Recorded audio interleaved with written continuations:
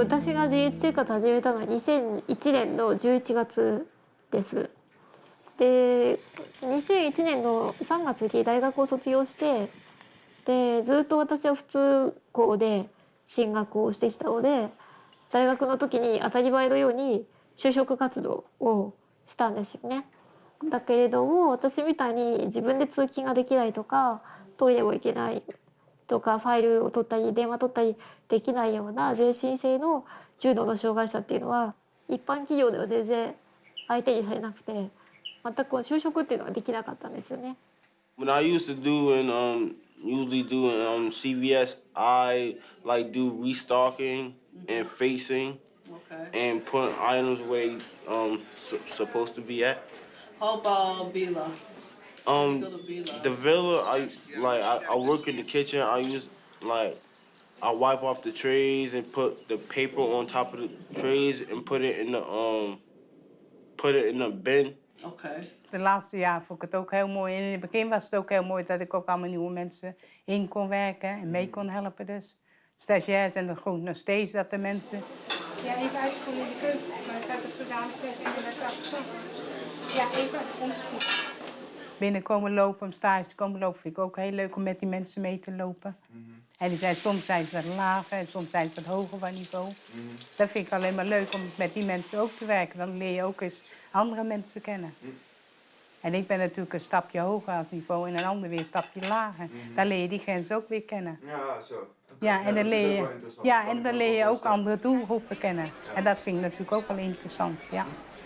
Als je één ding mocht zeggen wat je het allerleukst vindt aan zelfstandig wonen, wat is dat dan? Gewoon lekker alleen zijn en mezelf zijn. Ja, dat is het allerleukste. Gewoon jezelf blijven en alleen wonen. Dat vind ik het leukste. Ja, dat vind ik het allerleukste. 一人の時間がないので、今は足を痛めてからはリビングでずっと自分の部屋として使っているので、そうすると家族と自然と24時間一緒ですよね。それでもう息が抜けないので、一人暮らししたいな。でもそれは最終目標にして、今は自分ができない状態なのが一番わかるので、自分の体なので、それができないっていうことはまだそれはすることじゃないんだなって、それを今はすることじゃなくてもっとすることがあるから今一人暮らしをしてないんだなっていうふうに考えています。元気だった頃はそのモデルさんをしていた時にファッションショーで自分の足で歩いていたので、それを例えば家でその足を怪我してからとか歩きたくてもうまく歩けなくて、その昔を思い出してファッションショー風に歩いてみたりとか家の中であったんですけど、それができずに悔しかったのでリトライしたいっていう気持ちもあったんだと思います。でもし自立をしていなくてずっと家にいるとか施設に入るとか病院で過ごすってなると、あなたは障害者なんだからこういうふうに生きていきなさいよっていうふうに与えられた人生になってしまうんじゃないかなと思うんですよね。でそういう与えられた人生だと、もし自分が最後死ぬ時に私の人生は誰さんからこう言われたからこうなってしまったって、自分の人生なのに人のせいになってしまう、人のものになってしまうと思うんですよね。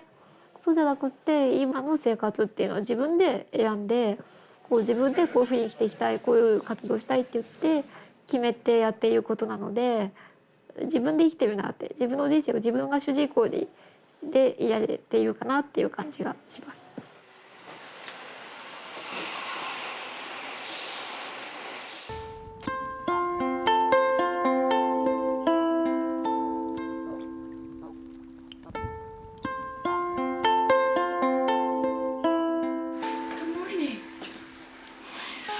Got you dressed and now we're getting you undressed to school. Jack was born healthy 18 years ago, and 10 years ago he was diagnosed with a very rare disease called adrenoleukodystrophy, or ALD. We went to the hospital so he could have a bone marrow transplant. That's the only way to stop the disease. and he was in the hospital 100 days. And we brought him home 100 days later, and he could no longer speak. He could barely walk. He couldn't eat. He was in diapers. It was really hard. So as I was explaining, it took us a while to come to terms with this big change in not just our son, but our whole family.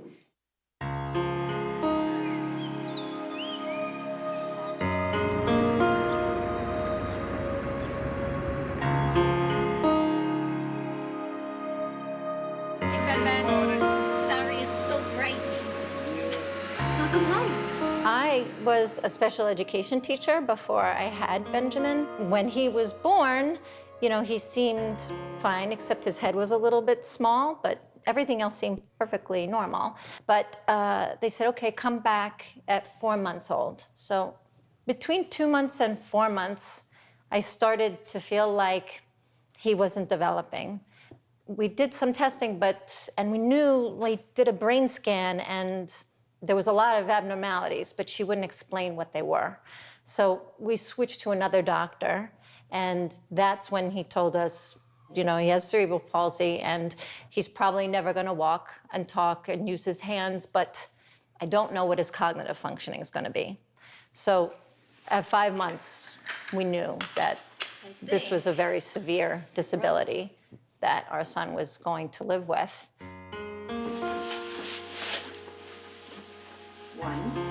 Giving him showers and changing his diaper and feeding him that sound like a nightmare, they're not really, because you get used to it.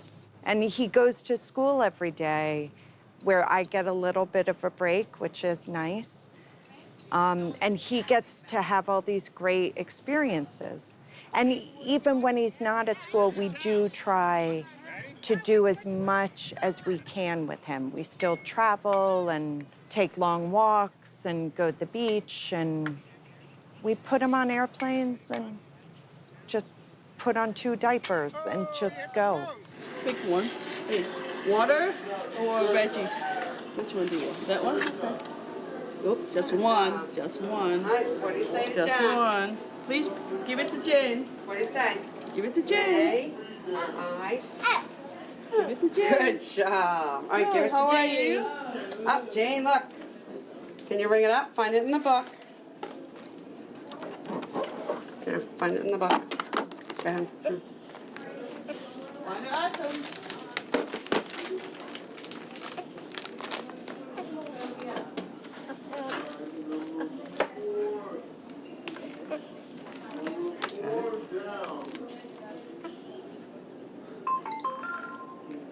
Good job. You need to pay them. Pay All right, how much does he owe you? money. 35. All right, Give it to Jane. give it to Jane. Give it to Jane. Good job. We stopped focusing on what he couldn't do and focused on what he could do, then we could move forward. They, not long ago, started using the Surface Pro, like an iPad kind of thing. And, you know, my husband and I sort of, you know, we joke about this. We have this debate about, well, is he really going to be able to do this? I mean, it took years, you know, it really did take about 4 years to get him to the point where he could start using this program, because he uses a switch to activate the computer to make choices. You agree with me? Yes or no? Are you doing a good job? And he uses a head switch. But it took a very long time to figure out, okay, he can't use the hand switch, he can't use a foot switch, he can't, you know, do it by his shoulder, it'll be his head. All right, so he's learning how to focus on the computer, he's learning how to make choices. I don't know, with him, there's small changes, but for him, they may be very large, and just interacting with other people means a great deal to him. Several years ago, he couldn't eat at all. Everything went through the tube in his belly. Now he can chew and swallow. I tend to have to feed him, initiate it. I do think that he'll relearn how to feed himself. Maybe not with beautiful manners and a knife and fork, but I think he'd be able to eat a bowl of pasta on his own. Yeah? I do hope he can start swallowing liquid again. I know. Funny faces. Who's that? Funny faces. And he's getting better. If they happen, that's great, but it's not, I don't want to be disappointed if it doesn't. And I don't want Jack to feel ever that he's disappointed us, ever. I think when he first was diagnosed, it was black or white. He was gonna live or die. And all we wanted was for him to live. And he did. And then we had to come to terms with he was living this very different life. And it's not that one day we woke up and said, oh, good, we're ready. But over the course of time, we realized we were living and enjoying and able to do far more than we ever imagined you could do, considering his challenges. If I want to give him an option between two things, I'll show him two things. And usually I do one at a time. And when he's got like the greatest reaction of like happy reaction towards one over the other, then I know what his choice is. Are you laughing at me? When he doesn't want to do something, he'll stick his tongue out at me.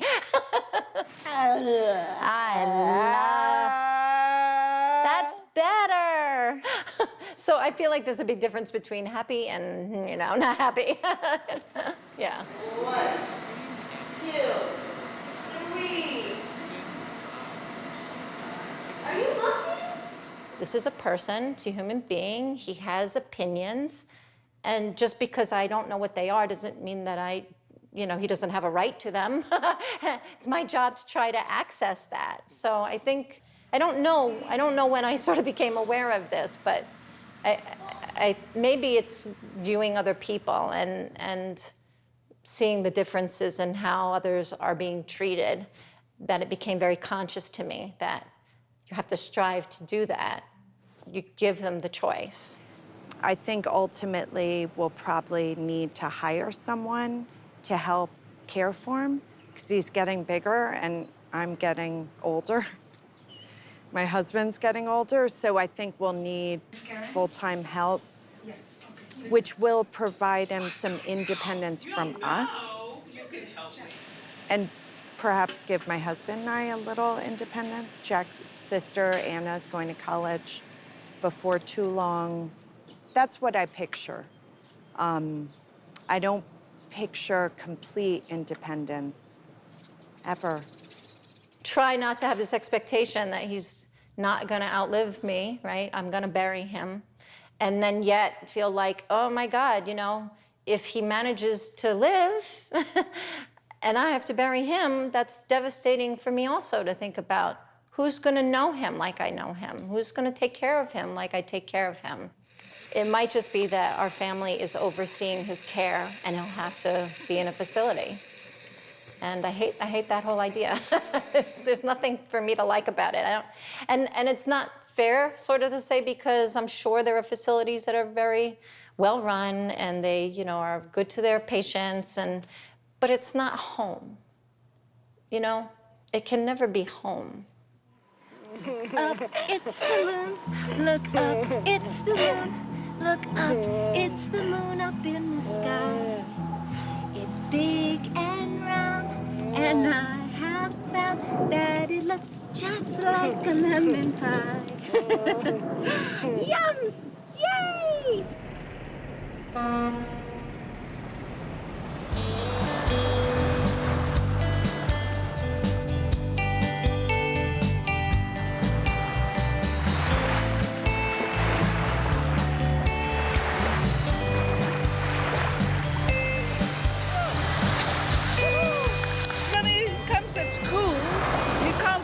Very well, but then he says surf, and then say what? Surf, and then they really?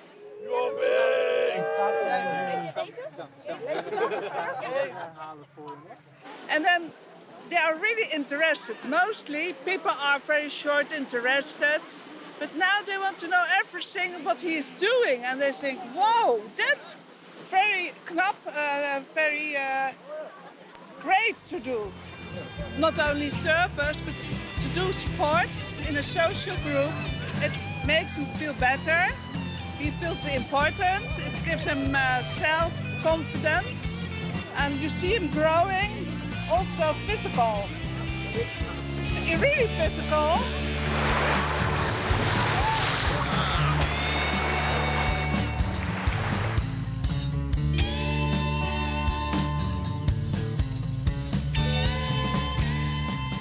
Ik ben Margreet van der Meer. Ik ben de moeder van Jeroen. En we hebben 2 kinderen. Jeroen, die jullie al gezien hebben. En Merel, zij is 19 en zij studeert in Utrecht. En ja. Ja, mijn naam is Dico van der Meer. Ik ben de vader van Jeroen natuurlijk. Ik heb eigenlijk altijd in de directie van IT-ondernemingen gezeten. Ben nu gestopt met werken om meer tijd voor Jeroen te kunnen hebben. En nou, dat is het. Hier wonen we. Ja. Nou, Jeroen die kan zichzelf goed wassen en aankleden. Dat heeft heel lang geduurd. Het heeft ongeveer een jaar geduurd voordat hij de linkerschoen links aantrok, de rechterschoen rechts. Maar goed, dat kan hij nu. Hij kan zich inmiddels ook zelfstandig wassen. Tandenpoetsen lukt. Soms check je nog even, maar... Dat gaat 's morgens redelijk goed. Maar 's avonds als hij naar bed moet, dan is dat wat lastiger. Want dat doet hij niet zo graag.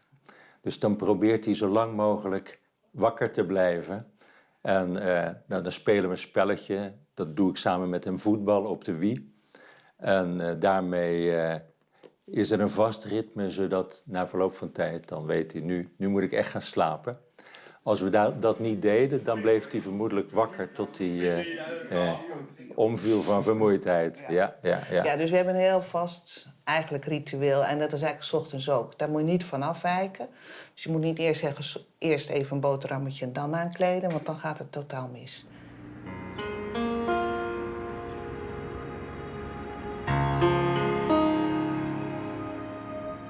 Brian was born with something neurologically based. It's called neurofibromatosis. He was developmentally delayed. He did not meet any of his natural milestones through development. He was learning disabled as we got into school. When he turned around 10 years old, he developed a mental health component. Hi, I'm Ryan. I am 23 years old. I live with 3 other people plus myself. With certain programs, you have something called unsupervised time, which is where you're able to be alone without anyone. Being that not everybody has the ability, you would need staff for like support for cooking and stuff like that. The mental health piece of it was devastating in terms of him trying to hurt himself at a very early age, trying to take his own life, trying to significantly do harm to himself. So for me, the most important part of looking after him was making sure that not only were we addressing the neurological piece, the delays and the developmental issues and the learning disabilities, but now I also had to be concerned with the mental health piece. Those two combined became significantly almost impossible for me to look after him. What do you want to do today? I don't know. Go home with you. Oh, you want to go home with me? Well, we can't do that, but next weekend. Yes. For 3 days. Yes. So what else is happening? Nothing really. No? Yeah. You happy? Yeah, I'm happy. All right. You're good boy. Yeah.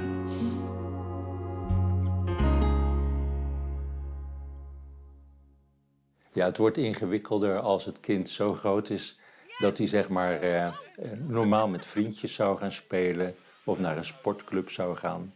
Dat zijn de momenten waarop zijn zelfstandigheid eigenlijk te beperkt is. Dan moet je dus helpen. Dus dan groeit zeg maar ook je rol als ouder dat je erbij moet zijn, mee moet gaan. Dan moet je eigenlijk toch wel 24 uur per dag paraat zijn. Want zelfstandig kan hij er niet naartoe. Of hij vindt het huis niet meer terug, hè, bij wijze van spreken, hij verdwaalt. Dus dan moet je eigenlijk actiever zijn. Margreet heeft toen minder gewerkt in die fase. Hè? Ook omdat dat medisch natuurlijk ook wel gecompliceerd was in die tijd. En ja, dan organiseren ze het zo dat de eerste keer hangt er een foto van hem op zo'n surfpak. En zijn er 2 vrijwilligers echt voor hem. Ja, nou ja, vanaf dat moment is het geweldig. En hij wil surfen. En, ja, hij kan niet wachten tot hij weer mag. En hij vraagt er ook 's winters naar, wanneer mag ik weer, wanneer mag ik weer. Maar ik bedoel, je zet door als ouder. Dat was hetzelfde met breakdance. Nou, wilde hij ook absoluut toen niet heen. Je schat je kind in.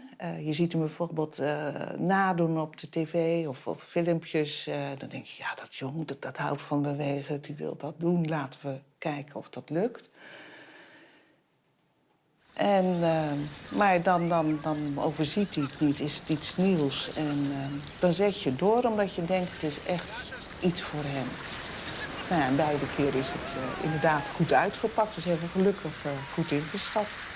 Ja, en het doet ook wel iets met zijn persoon. Met name die sporten, want ze voelen wel dat het stoere sporten zijn, zeg maar. Hè?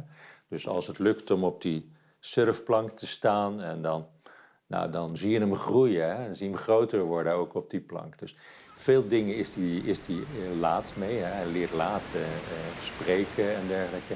Maar die stoere dingen die komen gewoon tijdens de puberteit. Ook op het voetbalveld, als hij heel hard schiet, dan is die trots op zichzelf, zeg maar. En dat heeft hij ook nodig, dat merk je dan. Daar groeit hij van. Ja, dus het opdrukken. Oh ja, 10 keer opdrukken. Met breakdance leert hij dat. Dus dan vraagt hij aan mij of ik ook mezelf 10 keer wil opdrukken. Nou, dat lukt me niet meer zo goed. En dan vindt hij zich helemaal een stoere kerel natuurlijk. Ja. Dus dat zijn dingen die gaan eigenlijk gewoon door. Ja. En daarom ook leuk dat hij zo'n sport heeft waar dat dan kan. Ja. Ja. Dat hij niet een klein jongetje voelt wat aan de hand van zijn ouders mee moet lopen, omdat hij eigenlijk niet zoveel kan. From 10 years old to 15 years old, I kept him with me. And that's when it became, those 5 years became extraordinarily challenging. I worked full time. His care was 24/7, and so after sort of holding it together for him for 5 years, there was an incident at 15 where he came very close to taking his own life, and so I realized on that day that if I didn't do something, he's probably not gonna be with us for very much longer. So at 15 years old, his emotional IQ, if you will, was probably that of a 7 or 8-year-old child. And so he couldn't make that decision. I had to make that decision for him. I struggled with it for years before I finally made the decision that if I didn't do it, the alternative was going to be devastating. And so it was the single most difficult decision I've ever made in my life, and continues to this day to be the single most difficult decision I've ever had to make for him. It was the hardest day of my life.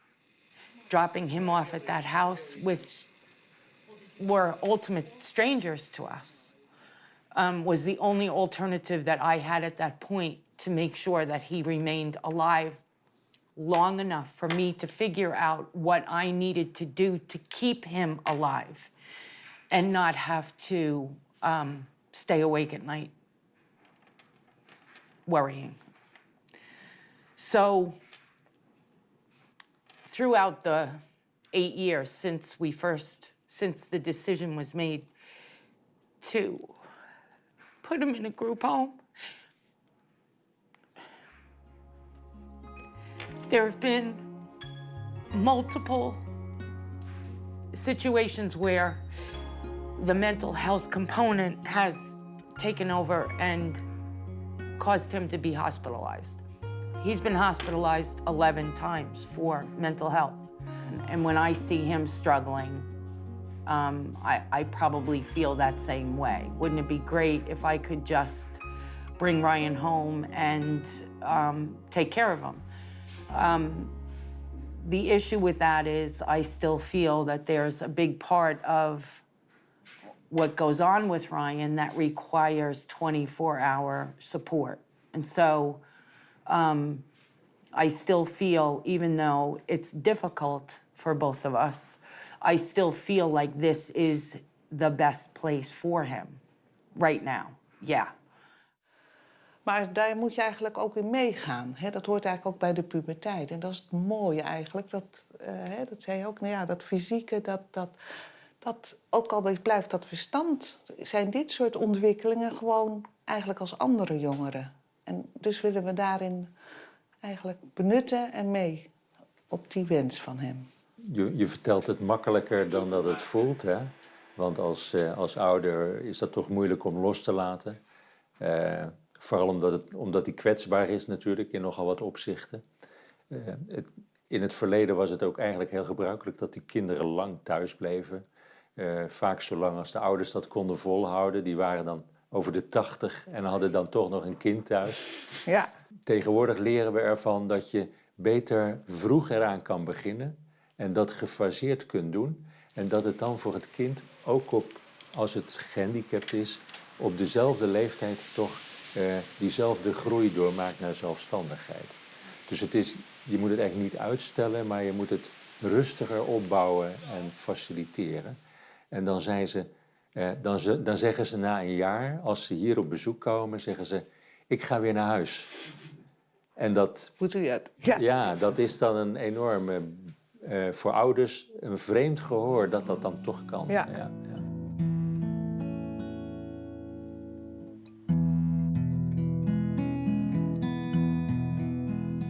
We both said we weren't ready for that, so you really don't have to worry. Oh, that's what you mean, I don't have to worry. Yeah.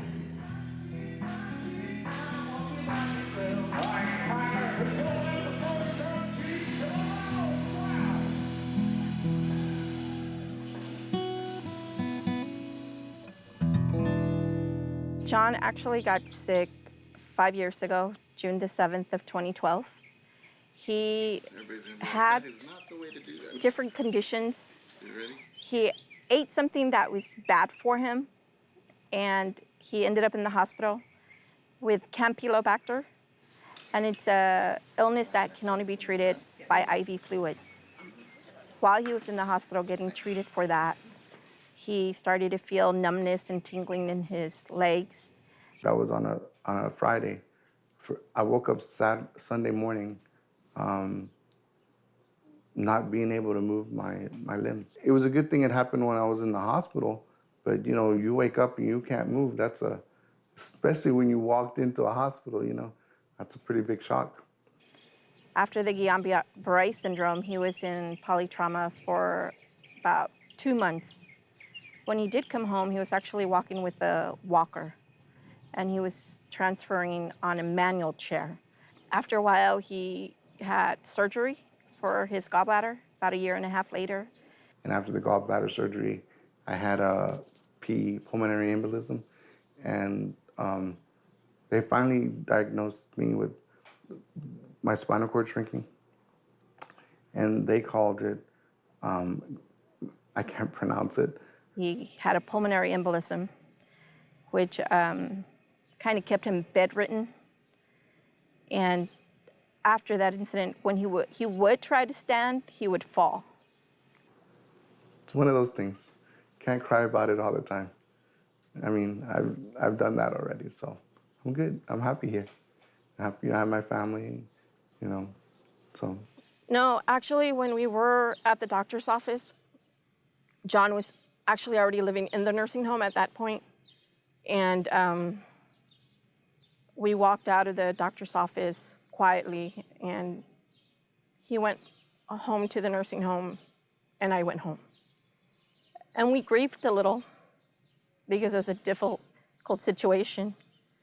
And we decided that it would be best if we coped with it before we let the family know. So we didn't tell our children, we have 4 children together, till about a month or 2 after we found out. I think they were in shock. And it actually felt like a loss, because we have 3 girls and 1 boy, and I think for the girls, they thought about, well, Daddy walked me down the aisle. I never got to dance with Dad.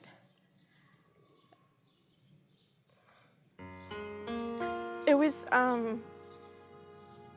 very difficult to get that news.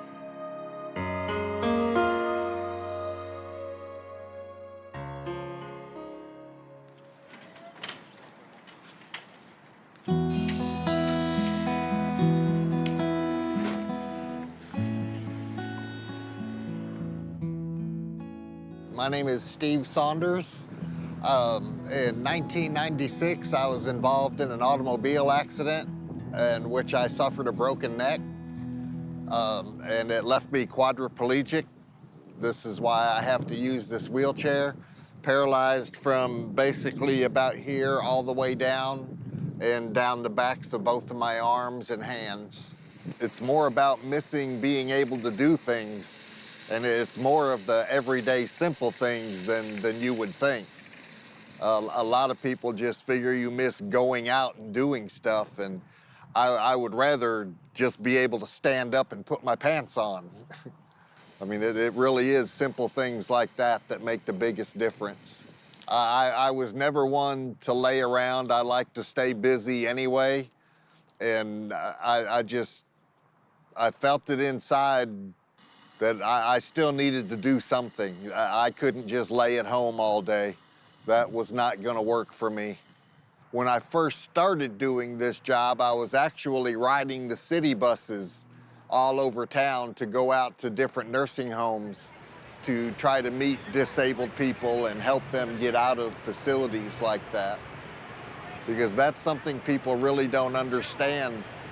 When you get put in a chair like this, the majority of the time, you can't go home. Most people have steps going up into your house, or your doorways are too narrow, and more importantly than all of that, you can't get in the bathroom. Most bathroom doors are smaller. I mean, they're big enough to walk in and walk out. So when they wind up getting put in a wheelchair, that's the only option, is they send them to a nursing home. The main goal is to put them in their own apartments on their own, and possibly finding jobs and get back to work, be part of the community again, rather than just put in a facility and forgot about.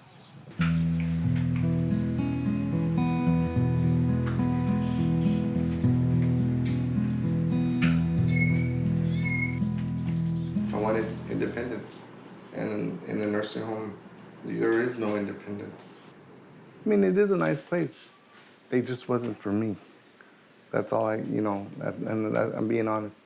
Some people I've had people, they move into the nursing home and it suits them just fine. You know, they make friends, they're happy with the activities that are going on there. My biggest desire was to get out. I wanted to go and, even if it was just to go to the mall and to get out of the building once in a while. I wanted to be able to have that option. And the nursing home that I was at was in a very remote location. There were no city buses like we rode on earlier. And the closest city bus was probably about almost 2 miles away. So by the time I rode all the way over there and had to ride all the way back, it didn't give me much options to go anywhere. Two, there's a bus that can come to pick me up, but there was always a scheduling conflict because sometimes the times weren't available. It's just a matter of my own personal preference. I wanted. For the people we move in, like getting their own apartments, and I purchase literally everything they're gonna need, and I do that myself. Sometimes, like when we have to get a microwave oven, they're pretty big, I'll get some help with that to put it in the cart. But once it's in the cart, it's in my van. I now have a van I drive that I deliver it to their new apartment and carry it all in myself. I've helped people get set up in their own apartments that aren't as disabled as I am. And I gave them a hard time for just sitting around while I was doing all the work. Just talk to them, let them know. I mean, I've gone through the same thing as a lot of them have. And the majority of our people they're wanting out. I mean, they don't want to be there to begin with, but they do have their reservations. They're worried. Are they going to be able to make it? Can they do this? Can they do that? And we just talk to them and let them know that, we're going to be there. There'll be people around, and if you have any trouble, we can help. It took a little bit of time because I knew that I wanted to come here. Most of my family's on this side of town. There were 2 other facilities that are like this in San Antonio that I know about that had vacancies, but they were on the opposite side of San Antonio. And it was just too far away for me to be, I guess, close to my family. Hey, babe. Hey, baby. How you doing? I have a full-time job, and so I work 10-hour shifts Monday through Thursday. So Thursday evening, Friday, Saturday evening, I stay here with John. John is actually a happier person. I'm also happier. It's just nice to be able not to schedule spending time together. Like at the nursing home, they have a time where he gets up in the morning and what time he has to go to bed and what time they're going to serve him his lunch and dinner and events like that. And so I'm able to come and go. I can spend the night here with him. The bed he has here is actually a bigger bed, so I can actually lay down on the bed with him and watch TV, which is kind of nice because people do that, and I just take it one day at a time.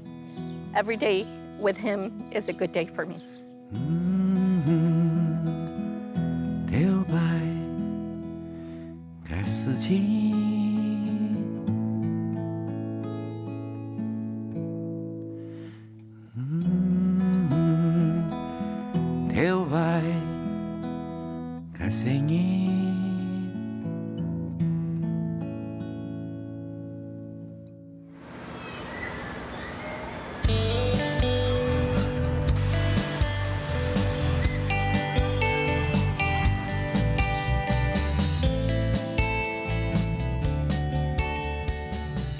What have we been doing to prepare you to be more independent so you can do certain things after you graduate? Go to the college. Go to the college. And go to the mall. And go to the mall. What did you do at the college? Sort books. In library? Yeah. Okay. How do you like the job? I like it. Milana was born 27 weeks, premature, 2 pounds, 1 ounce. She had damage to the right side of the brain. They gave her cerebral palsy and put her in a wheelchair.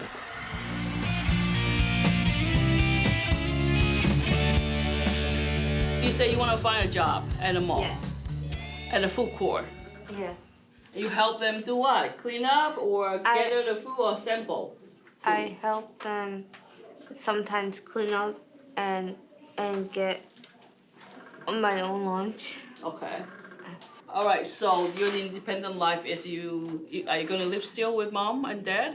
Or are you gonna live on your own? Well, I told my mom that I wanted to move out. Move out.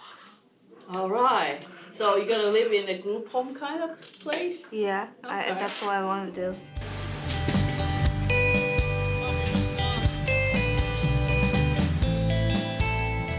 Definitely she wants a job to do outside after school, but she never said about moving out yet. That's something new. Her sister will do a lot of assistance with her. But she's a little independent. Besides not going to the bathroom, she needs assistance going to the bathroom and showering. Otherwise, she eats fine, conversation. She's on the phone all the time. She's a chatty catty. She likes to text message all my aunts on the way home. So she's really independent that way. The biggest thing is this toilet and shower. But otherwise, she's normal.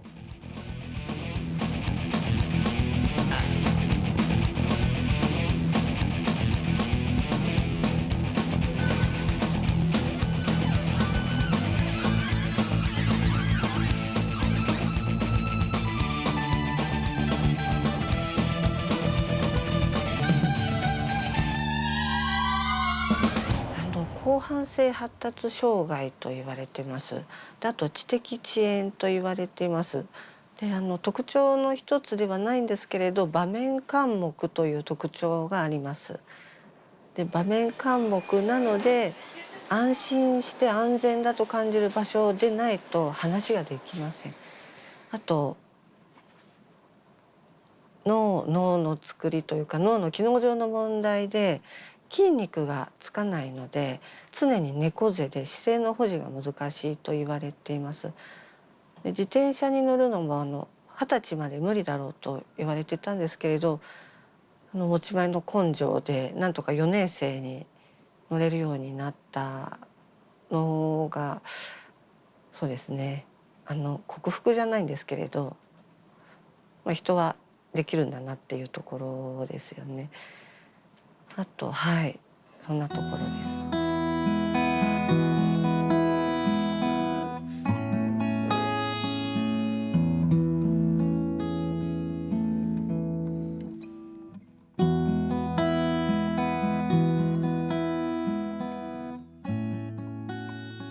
さっちゃんデザインにすごく興味があってデザイナーになりたいっていうのも夢の中の一つだったんですけど、その時にモデルの募集を見てやってみる、モデルが先だけどデザイナーになれるかもよなんていう話をして見せたらやりたいっていうので、さっちゃん本人はそんなに深く考えてなくて、モデルさんならやってみたいかなっていう思いで、ショーの後何が変わったかっていうと特に変わらず毎日毎日きちっと学校に行ってショーが特別なんですけれどもその毎日の生活もきちんと送れることがまず大事だから、ショーが終わってもいつものさっちゃんにいつものように毎日同じ生活ができるパターンを繰り返していこうということで何も変わっていないですね。はい、少し自信がついたっていうところに変化がありますね。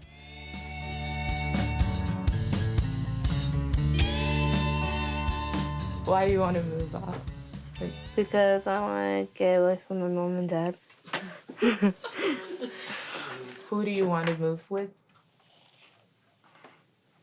Janelle. Who's Janelle? My sister. Oh, you want to live with your sister? Yeah. Like, have you ever discussed with her? No. We know that you have a very good prom today. So, like, did you dance with anybody? Yeah, I danced with Michael. So, how was it? So, like... It was fun. I kissed him on the hand. So, did I play any songs you like? Kind of tilt a little bit. So you can see.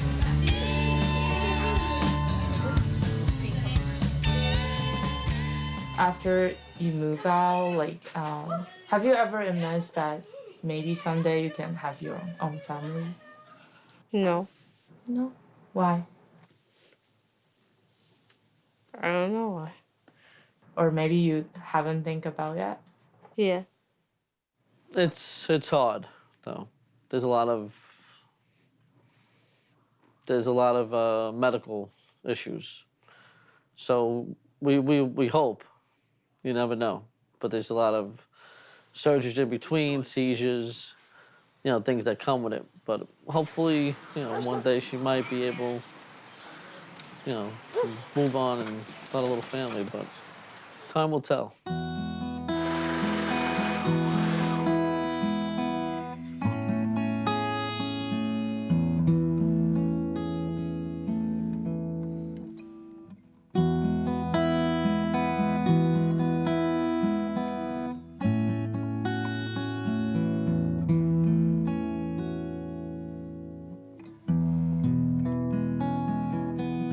兄弟が5人いるんですけれど、その2番目のお姉ちゃんとして一番下の妹のお世話をすごく積極的にするようになって、今まではどうやって振る舞ったらいいんだろうっていうのが分からなくて、妹に対しても手を出せなかったんですけれど、ショーに出ていろいろな方に逆にお世話になったことで、こうやって人と接すればいいんだっていうのが分かったようで、自分から妹のお世話、お風呂の着替えなんかもできるようになってきて、そこはすごく変わりました。ショーの本番の時はちょっと私見えない位置に立ってしまって全く見えてなくて、動画を見させていただいた時に堂々と歩いてるんでびっくりしましたね。もともと気が強い子だったんで、この人ならやれるだろうとは信じてたんですけど、あんなに堂々とやってるとは思ってもいなくて非常にびっくりしました。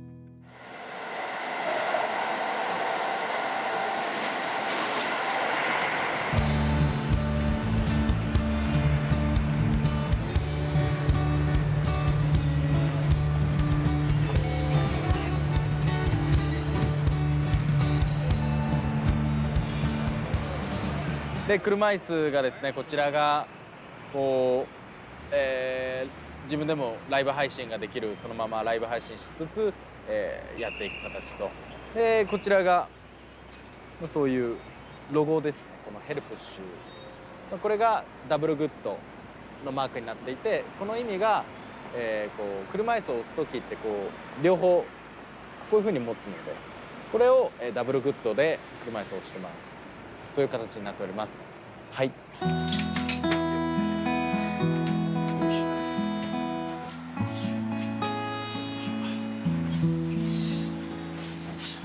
脳性麻痺という障害がありまして、生まれつきのものになります。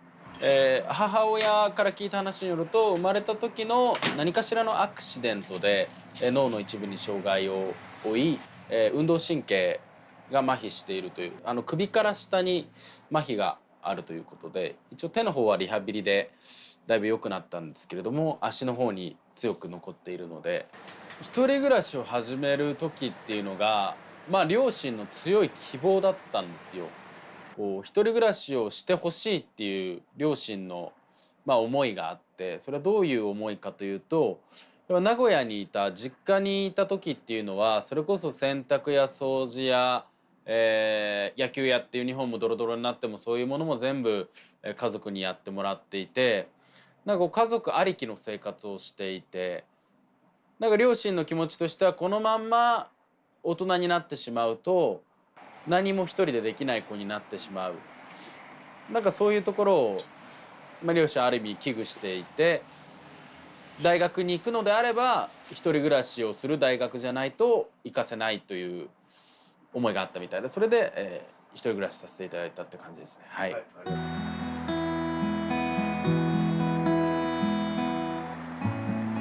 高校生までは野球をやっていて、で高校の時にリハビリ手術をしないといけないことになりまして、足の手術をして、なんとか足がすごく良くなりまして、その後やはり大学に行こうという、大学に通うことになって、足がめちゃくちゃ良くなったので、僕はキャンパスライフを楽しめるものだと思っていたんですよ。しかし大学になるとそれこそ関わる人も増え、キャンパスもものすごく広くて、足が良くなったといえどそれほどまでに良くなってなかったという、ある意味ちょっとジレンマのようなものに陥ってしまって、でも1年近く乗りたくないと、乗ったらなんかこう障害者になってしまうんじゃないかっていう、なんかこう拒否感みたいなものを持ってまして、でも車椅子乗り出してから歩いても友達と一緒に会話ができる。でそれこそ夜の街にも遊びに行ける。でもうそれこそ観光地にも遊びに行ける。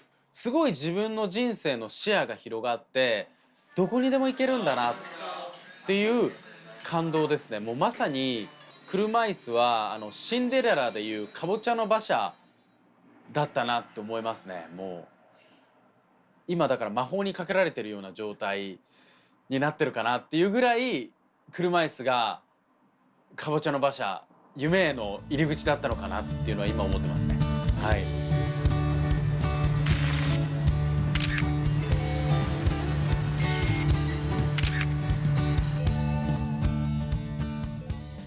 ヘルプッシュっていうのがヘルプ、助けてとプッシュ、後押し、それの2つ組み合わせた新しい言葉を作らせていただきました。それがヘルプッシュという意味で、誰でも気軽に助けてと言えて気軽に後押しができる。つまりちょっと助けて、ちょっと後押し、ちょっと助けるよっていうのがやりやすい、そういうのを言いやすい世の中になったらいいなという思いでやらせていただいてます。はい、ある駅で、電車に乗ってまして、改札から出た時にその駅は10メーター先に階段があったんですよ。で僕は階段を車椅子を運んでもらえれば手すりをつかまって登れるということで、駅員さんに申し訳ないんですけど車椅子を運んでくれませんかと駅員さんに頼んだところ、すみません、そこはうちの駅の管轄の範囲外なので運べませんって言われてしまったんですよ。でその時に、エレベーターまで大回りしないといけなくて、正直なんかやるせない気持ちになったんですね。でそれを、友人に、こんなことがあったんだよっていうことを愚痴をこぼしたところ、その友人から「それって別に駅員さんじゃなくても道行く方々にちょっと助けてって頼めばよかったんじゃないの?」というふうに言われて、あ、そういえば僕道行く方々にちょっと助けてって言えないなっていうことを思いついて、言えたらいいなという思いで、ちょっと助けてと言いやすいようになったらいいなという思いで始めさせていただいてます。すいません、ちょっとよろしいですか。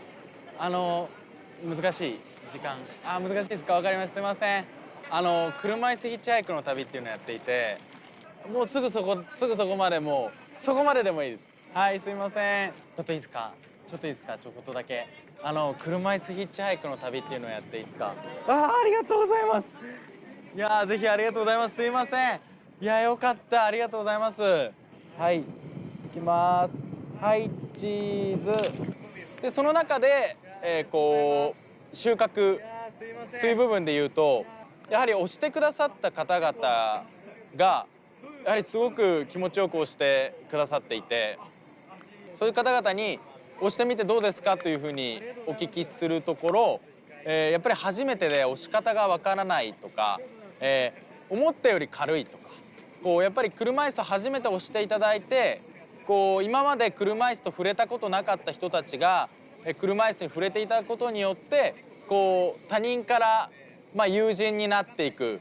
その中で友人になったらこう車椅子のことも考えた方がいいかなと思ってくださったりとか、そういう他人から友人に変化することによって何か物事って変わっていくんじゃないかなっていうふうに思えるっていうところはすごくありがたい話だなと思ってます。